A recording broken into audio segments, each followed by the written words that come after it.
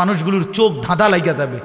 ধাঁধা বলতে মানুষ আরে আরে কি আরে আরে কি শুরু হইলো, আরে আরে আরে শব্দ ভেঙে যাইতেছে, হায় হায় ডাইবে যাইতেছে সব। আল্লাহর কসম, আল্লাহ বলে ইসরাফিল ফু দিলে জমিনের ভূমিকম্প শুরু হবে, কিয়ামত শুরু হবে, পৃথিবীতে বিকট আওয়াজ হবে, মানুষগুলো এরকম যে যেদিকে পারে বিক্ষিপ্ত ছুটাছুটি করবে, আর যে যেখানে গিয়া পড়বে সেখানেই মৃত্যু হয়ে যাবে। যে যেখানে গিয়া উষ্টা খাইয়া পড়বো, দৌড়াইতে দৌড়াইতে হাঁফাইতে হাঁফাইতে ওইখানেই মাটির নিচে। আর দাফন করবো কি, হেঁটে তো মরিয়ে গেছে। কথা বোঝেন নাই? আপনি যে স্বাস্থ্য ভাই আপনারা দাফন করতে, স্বাস্থ্য ভাই আসেনি, জ্যাঠতো ভাই আসেনি, তো দাফন করবো করতে, যেখানে পড়বে ওইখানেই মাটির নিচে, ওইখানেই শেষ। আল্লাহ বলেন একটা উদাহরণ দিলাম বান্দা, পাহাড়গুলোর মাটি ধুনিত তুলা। ধুনিত তুলা মানে কি? লেফ কম্বল বানাইবার সময় আপনারাও জানেন তুলা ধুনায়, জানেননি? হ্যাঁ, মেশিন দিয়েও ধুনায়, অথবা লাঠি দিয়া বাইরাইয়া বাঁশ দিয়া তারা এটারে কি করে ধুনায়, অর্থাৎ একবারে আলাদা আলাদা করে এগুলারে করে, তখন এগুলো সামান্য বাতাস লাগলেই এই তুলা ওড়ে। তো আল্লাহ তাআলা বলেন ইসরাফিলের ফু দিলে এই বিকট শব্দে জমিন কাঁপবে, আর পাহাড়গুলো এরকম ধুনানো তুলার মতো উঠতে থাকবে। মহান আল্লাহ পাক রব্বুল আলামিন বুঝাইছে, বান্দা যে কোনো মূল্যেই তুমি বুঝা নিও, আমি এই কায়নাত রাখবো না, এই আসমান, এই জমিন, এই সাজানো ফুল ফলের বাগান, এই ক্ষেত ফসল, এই মুখের হাসি, নারীর হাসি, এই তোমার চোখের চাহনি, এই পৃথিবীর আলো বাতাস আমি রাখবো না। তো এই সূরার মধ্যে আল্লাহ তাআলা বলছেন আল কারিআতু মাল কারিআহ ওয়া মা আদরাকা মাল কারিআহ। 101 নম্বর সূরা, 30 নম্বর পারা কোরআনুল কারীমের। আল্লাহ তাআলা বলছে, বন্ধু এক প্রচন্ড বিকট শব্দ, আপনি জানেন সেই বিকট করাঘাতকারী শব্দটি কি? আল্লাহ তাআলা বলতেছেন সেটাই হচ্ছে ইসরাফিলের ফু দিলে এই পৃথিবী যে ভাঙবে, সেই ভাঙার শব্দ। ভাঙার শব্দ, এটাই বাস্তবতা, ভাঙার শব্দ। আল কারিআহ মাল কারিআহ ওয়া মা আদরাকা মাল কারিআহ।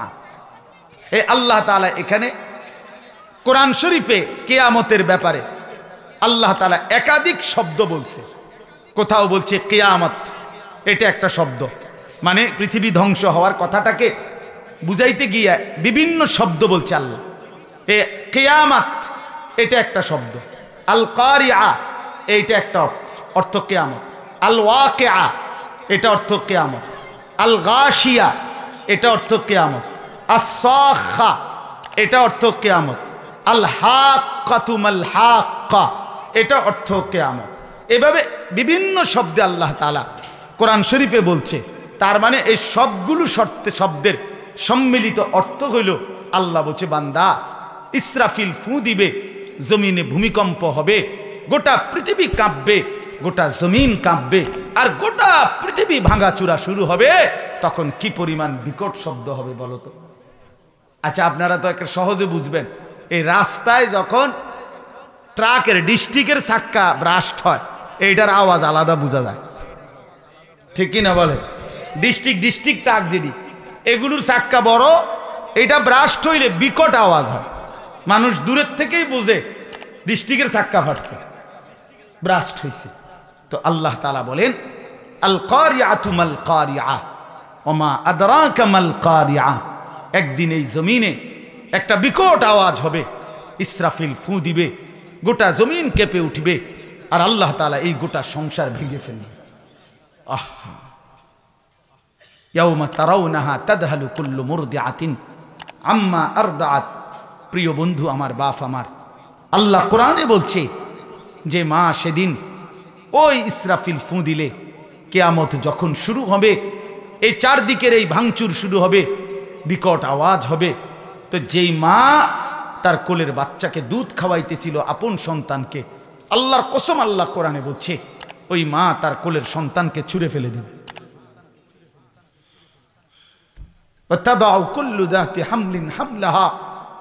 আল্লাহ বলে যে মা তার পেটে 9 মাসের বাচ্চা ধারণ করে আছে, গর্ভবতী নারী, আল্লাহর কসম আল্লাহ তাআলা বলছে এই কিয়ামতের ইসরাফিলের ফু দিলে জমিনের এই ভাঙাচুরা দেখলে আর এই ভূকম্পন আর এই বিকট শব্দে ওই গর্ভবতী নারী এভাবে পাগলের মতো ছুটবে যে পেটের বাচ্চা নিজে নিজেই বের হয়ে যাবে।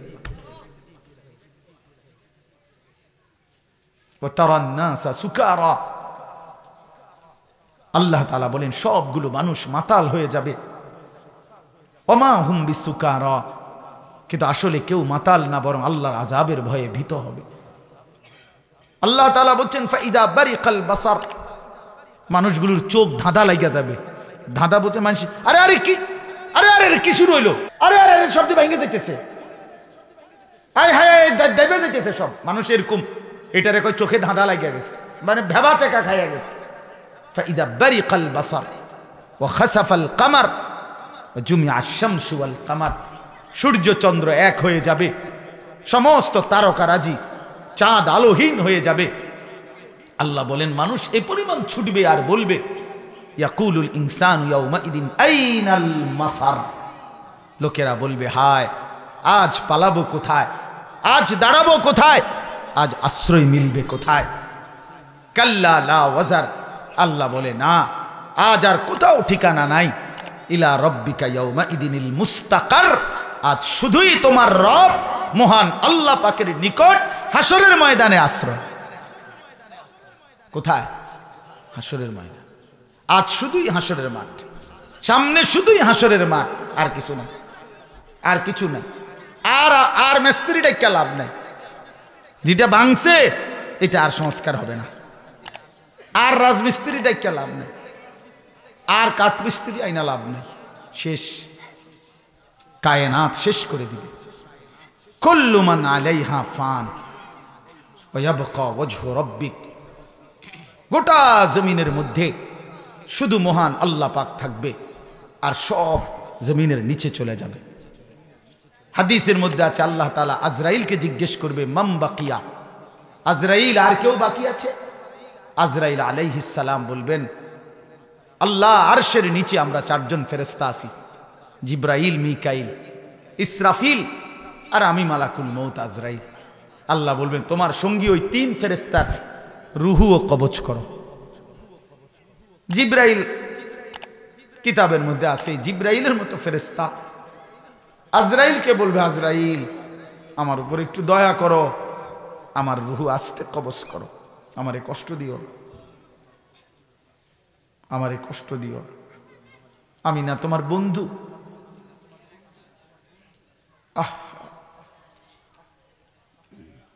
আল্লাহর আরশের যে ৮ ফেরেশতা, আল্লাহর আরশ বহনকারী মালাকুল মউত আজরাইল, ওই ফেরেশতাদের যখন জান কবজ করবে তখন অন্য কেউ কোনো ফেরেশতা বলবে মহান আল্লাহকে বলো না জিব্রাইল এরা তো আপনার আরশ ধরে আছে, এদেরকে কমপক্ষে ছেড়ে দেন।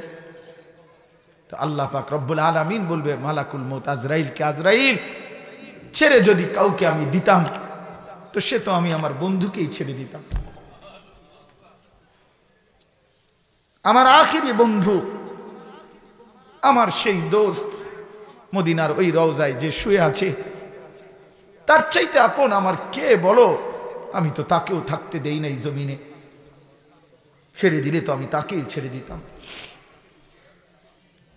আমার ফয়সালা আমি কাউকে ছাড়বো না, কাউকে না, কাউকে না। কথা বলো না বাপ, কথা বলো না, এই বাচ্চারা কথা বলো না। তো ৩ ফেরেশতাকে রূহ কবজ করে ফেলবে। আল্লাহ তাআলা আবার বলবে মাম বাকিয়া আল আন, আজরাইল আর বাকি কে? মালাকুল মউত আজরাইল বলবে ফাওকাল আরশে আনতাল্লাযী লা ইয়ামুতু আবাদান ওয়া তাহতাল আরশে আনা, আরশের উপরে শুধু আপনি যিনি চিরঞ্জীব, যার কোনো মৃত্যু নাই, আর আরশের নিচে কেবল আমি, আর গোটা কায়নাতে কেউ নাই। ইকবিজ রূহাকা আল আন, আল্লাহ বলবে আজরাইল তো এখন তুমি তোমার জান কবজ করো। নবী সাল্লাল্লাহু আলাইহি সাল্লাম বলেন ফাসাহা সাইহাতান, আজরাইল এত জোরে একটা চিৎকার দিবে।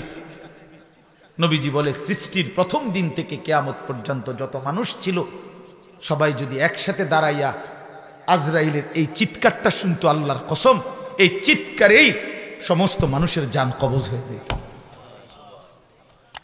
এত জোরে মালাকুল মউত বলবে, হায় মালিক,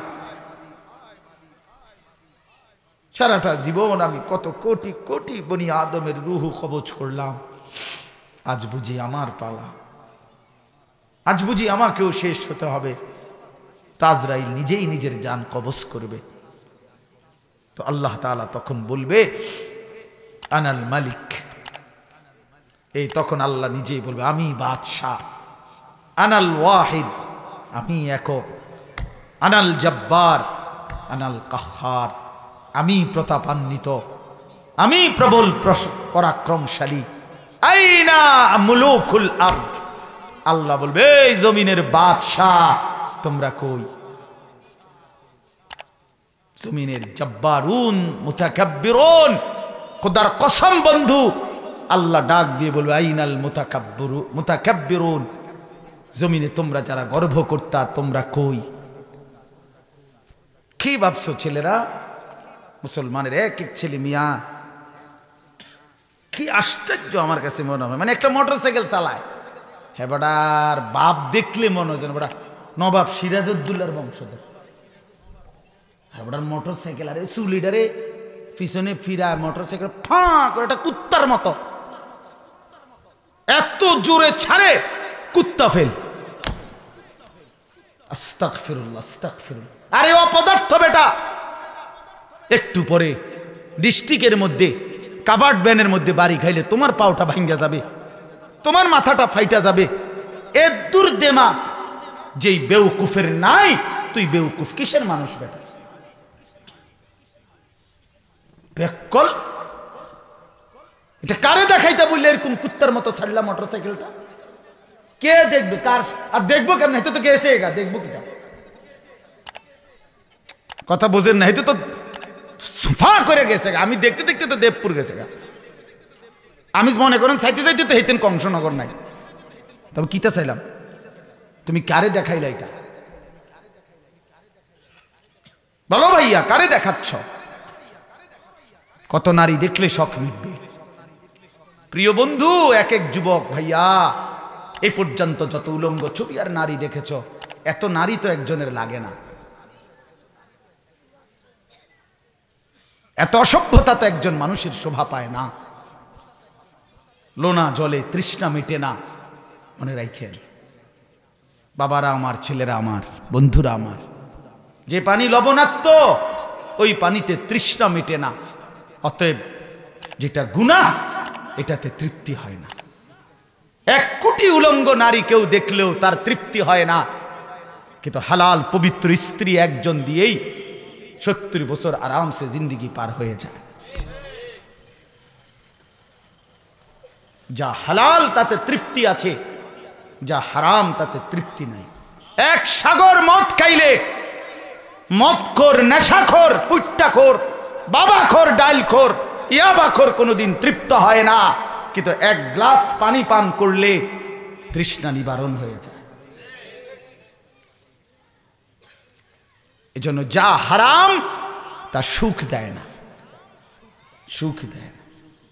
মদের আড্ডায় সুখ নাই, জুয়ার আড্ডায় সুখ নাই, নারীর আড্ডায় সুখ নাই। আল্লাহর কসম, বরং আল্লাহকে সেজদা করার মধ্যে সবচেয়ে সুখ। আকরাবু মা ইয়াকুনুল আবদু মির রাব্বিহি ওয়া হুয়া সাজিদ। নবী সাল্লাল্লাহু আলাইহি সাল্লাম বলেন, বান্দা আল্লাহর সবচেয়ে কাছে চলে আসে সে যখন আল্লাহকে সেজদা করে, আল্লাহ তাআলাকে সেজদা করে। সেজদা দিলে আল্লাহ এরকম, কোন বান্দা যখন সেজদা করে তো আল্লাহ যেন তার এরকম মাথায় পিঠে হাত বুলায় দেয়, মালিক যেন কুদরতি মায়ার হাত বুলায় দেয়। আল্লাহ যেন ডাক দিয়ে বলে, আনিস কেমন আছো? আমারে সেজদা দিছ না? মাশাআল্লাহ। ইরফা রাসাক, তোমার মাথা উঠাও, বসো তো। আর কিছু বলবা? তো বান্দা বলে, আত্তাহিয়াতু লিল্লাহি ওয়াস সালাওয়াতু ওয়াত তাইয়্যিবাত। আল্লাহ বলে, আচ্ছা মাশাআল্লাহ, আমার প্রশংসা করলা, খুশি হইলাম। আর কিছু বলবা? তো এবার বান্দা বলে, আল্লাহুম্মা সাল্লি আলা মুহাম্মদ ওয়া আলা আলি মুহাম্মদ। তো আল্লাহ তাআলা আরো খুশি হয়ে বলে মাশাআল্লাহ, আমার বন্ধুর দুরূদ পড়লা, আরো খুশি হলাম। আমার প্রশংসাও করলা, আমার বন্ধুরও দুরূদ পড়লা, আর কিছু বলবা? তো এইবার বান্দা বলে মাওলা, এখন যেটা বলতে চাই সেটার জন্যই নামাজে দাঁড়াইছিলাম, রুকু দিলাম, সেজদা দিলাম, আপনার প্রশংসা করলাম, আপনার নবীর দুরূদ পড়লাম। উদ্দেশ্য আপনার ঘনিষ্ঠ হওয়া, আপনারা কাছে যাওয়া। কারণ মূল মাকসাদ আল্লাহুম্মা ইন্নী যালামতু নাফসি যুলমান কাসীরা, আমি বড় নাফরমান মাওলা, আমার গুনাহ অনেক বেশি, আর আমি জানি আপনি ছাড়া মাফ করার কেউ নাই। ওয়ালা ইয়াগফিরুয যুনুবা ইল্লা আনতা, আপনি মাফ না করলে করবে কে?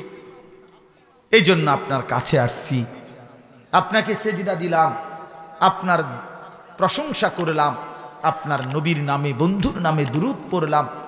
আজ আমার চাওয়া ফাগফিরলি মাগফিরাতাম মিন ইনদিক, আপনি আমারে মাফ করে দেন, আপনি আমারে মাফ করে দেন।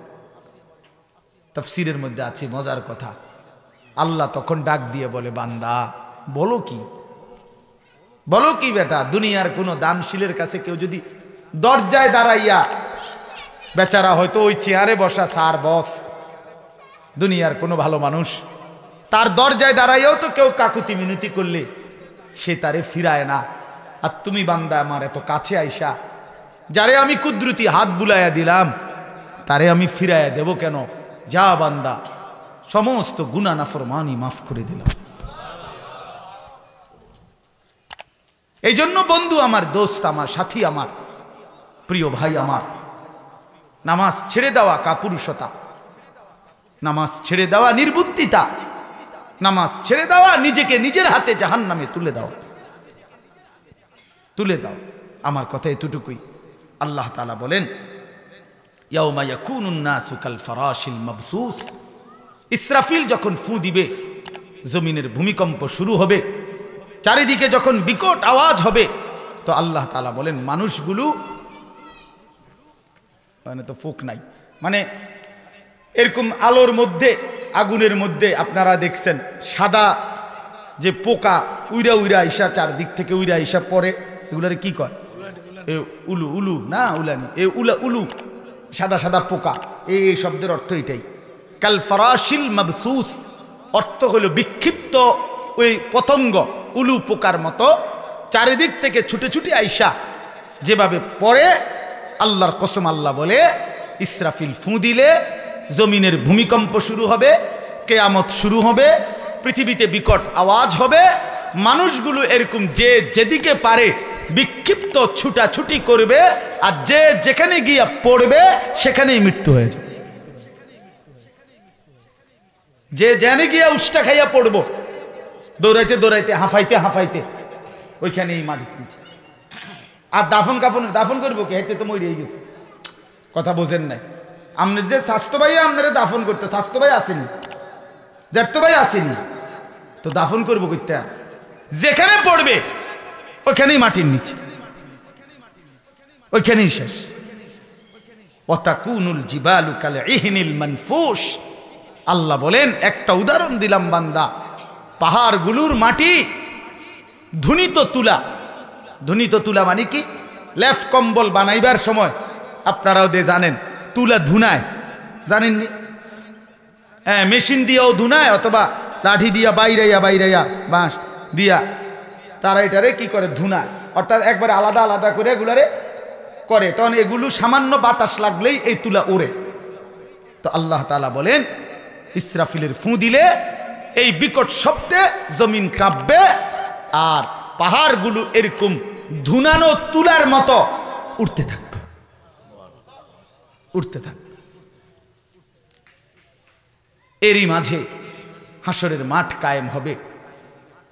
আল্লাহ তাআলা বলেন, সেই মাঠে ফাআম্মা মান সাকুলাত মাওয়াজিনুহু ফাহুয়া ফি আইশাতির রাদিয়া, মিজানের পাল্লায় যার আমল নামা রাখা হলে নেকির পাল্লা ভারী হবে, সে চির সুখের সন্তুষ্টির জান্নাতে চিরস্থায়ী বসবাস করবে।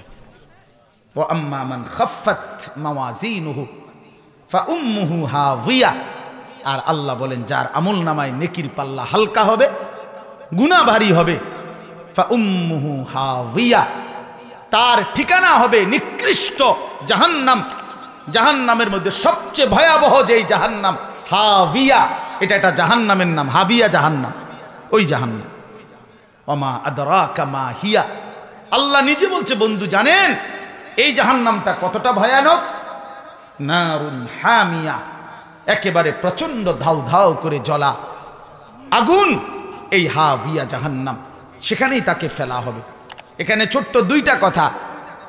এক নাম্বার কথা হলো রাসূলুল্লাহ সাল্লাল্লাহু আলাইহি সাল্লাম বলেন, আমার এই কথাটা শেষ শুনেন, নবী সাল্লাল্লাহু আলাইহি ওয়াসাল্লাম বলছেন, এই হাদিস আর এই তাফসীর করতে গিয়ে কোরআনের এই নারুন হামিয়া, জাহান্নামের আগুন কেমন গরম, তো নবীজি বলছেন নারুকুম হাদিহি জুজউম মিন 70 জুজআম মিন নারি জাহান্নাম। এই কথাটা বুঝেন, আল্লাহর নবী সাল্লাল্লাহু আলাইহি সাল্লাম বলেন তোমাদের দুনিয়ার আগুন জাহান্নামের আগুনের 70 ভাগের 1 ভাগ। কয় ভাগের? 70 ভাগের 1 ভাগ। দুনিয়ার আগুনের চাইতে আরো 69 গুণ বেশি উত্তাপ, তীব্র গরম জাহান্নামের আগুন।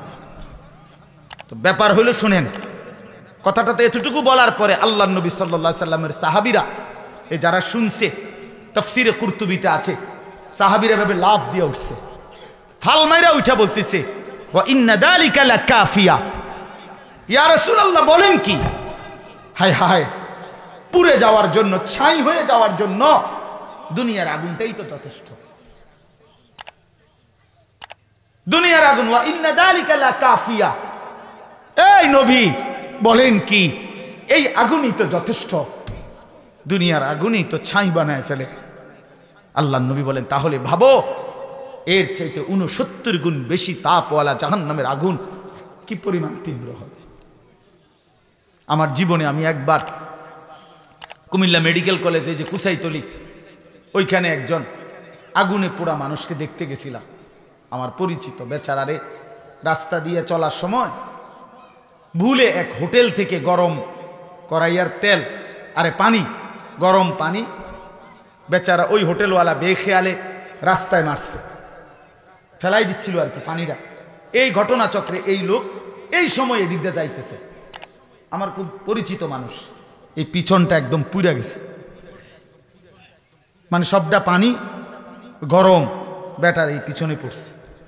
এই লোকটারে আমি দেখতে গেছিলাম, আল্লাহর কসম বাপ যুবক ভাই, তোমারে যদি আমি বুকে জড়াইয়া বলতে পারতাম, আমি নিজে দেখছি যে তখন তারে এই পোড়া চামড়া এগুলা যে ছিঁড়া ছিঁড়া ড্রেসিং করতেছে নার্সে।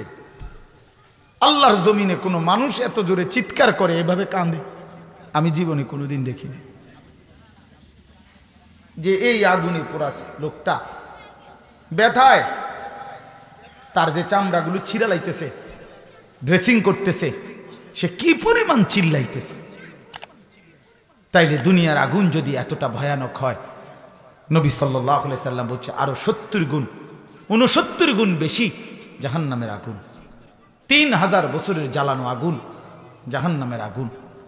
অতএব বাপ আমার, বন্ধু আমার, ছেলেরা আমার, একজন ভাইও যদি বুঝে থাকো, আমি দয়া করে অনুরোধ করছি, আমি আপনাদের এলাকারই মানুষ, আপনারা জানেন আমি এই এলাকারই, এখন ময়নামতিরই মানুষ, আমি একেবারে দিল মনে আমি এখানকার, সুখে থাকলেও আমি এখানেরই, দুঃখে থাকলেও আমি এখানেরই, ভালোবাসা পাইলেও আমি এখানেরই মানুষ, ভালোবাসা না পাইলেও আমি এখানেরই মানুষ, এখানেরই মানুষ। চেয়ারম্যান সাহেব সেদিনও আমার বিবির চেয়ারম্যান সার্টিফিকেটের উপরে সই দিছে, এই কয়দিন আগে। আমার 2টা বাচ্চার জন্ম নিবন্ধন সনদ এখান থেকেই নেওয়ার জন্য দরখাস্ত দিছি। অর্থ হইল যে আমি আপনাদেরই, আমরা একসাথেরই বন্ধু আমার, বাপ আমার, ভাই আমার। আমি অনুরোধ করছি যে আমরা প্রত্যেকেই একটু ফিকির করি যে আমাদের জীবন আখেরাত, পরকাল। তোমরা যারা নামাজ পড়ো না ভাই, আরেকটু ভাবলে ভালো হবে। এই গান বাদ্য, রং তামাশা, এই নাচ গান, এই মোবাইল, এই অশ্লীলতা, এই মদ জুয়া, এই বন্ধুদের আড্ডা, এটাতে সুখ মিলবে না। সুখ মিলবে না। এখানে আর একটা শেষ কথা হলো ফা উম্মুহু হাভিয়া, এই শব্দের আরেকটা তাফসির হলো, আমি নিজে পড়ছি, আল্লাহ তাআলা বলছে যার আমল নামা হালকা হবে, গুনাহ ভারী হবে, আল্লাহর কসম হাসরের ময়দানে ফেরেশতা তার উঁচা মানুষটা, দাঁড়ানো মানুষটাকে এই মাথার সামনের চুল, ইয়াহভি রাসাহু তাফসীরের শব্দ, তার মাথার সামনের চুলটা আপনি ধইরা একটা টান দিয়া ফেরেশতা দাঁড়ানোর থেকে তারে মাটিতে ফেইলা একটা লাথি মেরে জাহান্নামে ফেলে দিল।